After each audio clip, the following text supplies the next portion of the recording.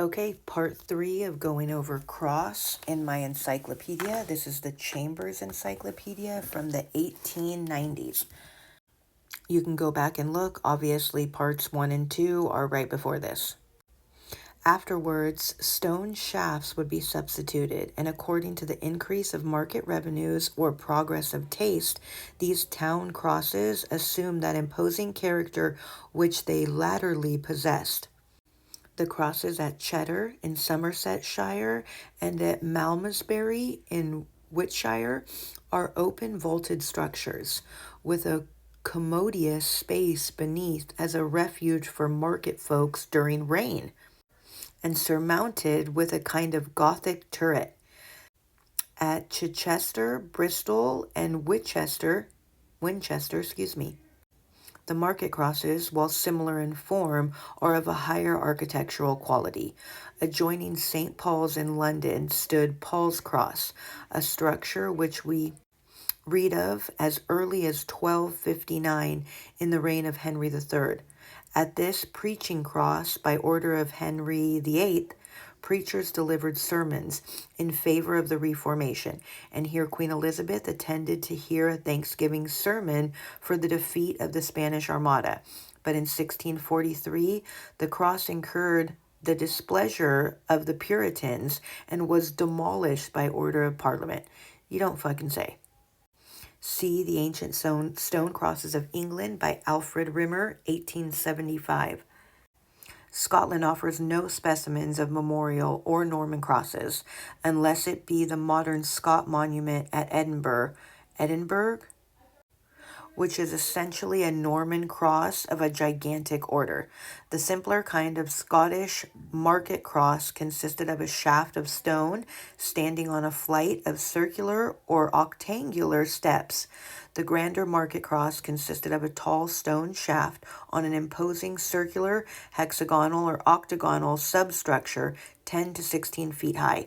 The top formed a platform, which was surrounded with an ornamented stone parapet and was reached by a stair inside. Losing their religious character, the Scottish market crosses were employed for royal and civic proclamations, and as places where certain judicial writs were executed. The oldest cross of Edinburgh stood in the center of the High Street but was removed in 1617. A new market cross was then erected further down the street on the south side, which consisted of an octangular base with a stone shaft of about 20 feet in height. Its removal in 1756 by the civic authorities is indignantly referred to by Scott as Marmion. The shaft, which had been preserved, was re-erected on a similar substructure near the same site in 1885 at the expense of Mr. Gladstone. Cross in heraldry is one of the ordinaries and is represented with 4 equal arms and considered to occupy 1/5 of the field if not charged, and 1/3 if charged. Ardent, a cross gules is the cross of St. George. Like other ordinary, the cross may be engrailed, invected, etc. When its central square is removed, it is said to be quarter pierced, and when it does not extend to the margin of the shield, it is called humete. Humete? I don't know. I don't speak French. I don't even know if it's French, but it just sounded like it. But the cross of heraldry is often found varied in other ways, the varieties having each separate names.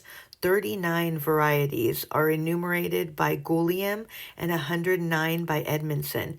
Those most frequently occurring are here mentioned, and it may be remarked that they have rather the character of common charges than ordinaries not extending to the margin of the shield, and being often borne in numbers as well as singly.